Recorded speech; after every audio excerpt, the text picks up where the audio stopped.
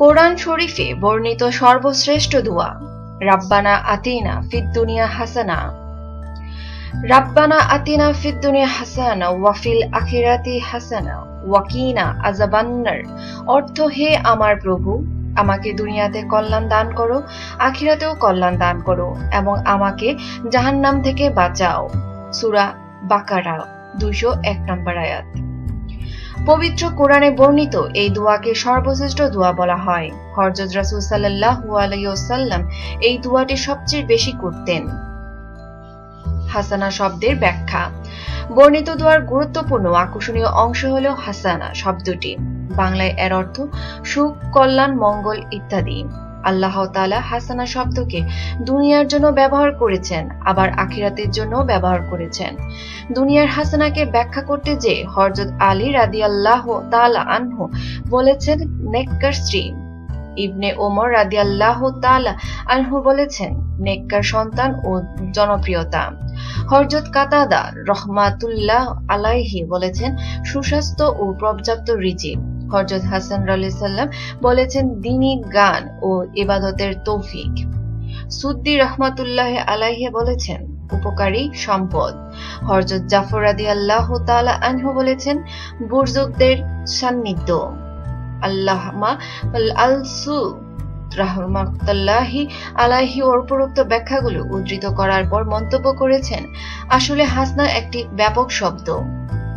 কল্যাণ ও সুখের নির্দিষ্ট একটি দিক বা উপকরণ এখানে উদ্দেশ্য নয়, বরং সামগ্রিক ও পূর্ণাঙ্গ সুখ ও কল্যাণ এখানে উদ্দেশ্য হবে। আমাদের পূর্বসূরি মুসাফিররা হাসানার ব্যাখ্যার নির্দিষ্ট করার জন্য উপরোক্ত মতগুলো পেশ করেননি, বরং তারা সহজে বোঝার জন্য উদাহরণ দিয়েছেন মাত্র। মোট কথা, দুনিয়ার হাসানা ও আখিরাতের হাসানা বলতে বোঝায় মানুষের দুনিয়া ও পরকালের জীবনের সব প্রয়োজন পূরণ হওয়া এবং উভয় জীবন সুখ, শান্তি ও আরাম আয়েশে থাকা। দুয়ার শিক্ষা।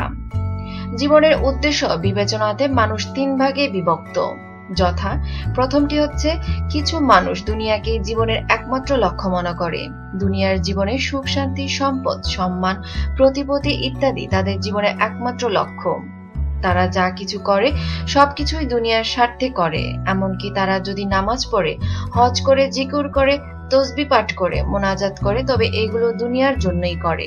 যদি শুনে এই তসবিহ পড়লে ধন বাড়বে, তারা আগ্রহের সঙ্গে তা আমল করে। যদি শোনে যে এই তসবিহ পড়লে আল্লাহ রাজি হবেন বা জাহান্নাম থেকে বাঁচা যাবে, তবে এই আমল করতে তারা কোনো আগ্রহ করে না। দ্বিতীয়ত, কিছু মানুষ দুনিয়ার সুখ চায়, আবার আখিরাতেও সুখ চায়। দুনিয়ার জন্য তারা মেহনত করে, আবার আখিরাতের জন্য মেহনত করে, তবে আখিরাতের জীবন ও সুখ তাদের কাছে প্রধান বিষয়।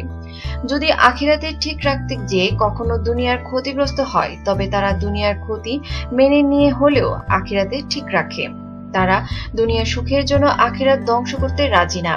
হ্যাঁ, আখিরাত ঠিক রেখে দুনিয়ার যতটুকু সুখ, শান্তি লাভ সম্ভব ততটুকুর জন্য তারা আগ্রহী থাকে।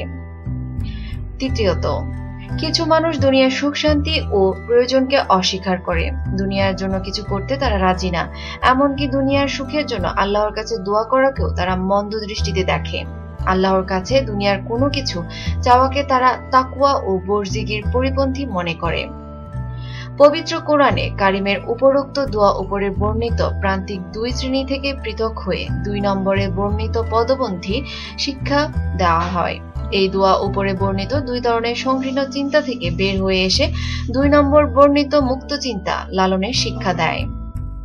জাগতিক সুখকে একমাত্র লক্ষ্য স্থির করা বা তাকে প্রাধান্য দেওয়া হবে মানব জীবনের সবচেয়ে চরম ভুল সিদ্ধান্ত। শুধু দুনিয়ার লাভের বাসনা ও আশঙ্কার নিন্দা করে সূরা বাকারায় 200 নং আয়াতে বলা হয়েছে, যারা এমনটি করবে আখিরাতে তারা কিছুই পাবে না।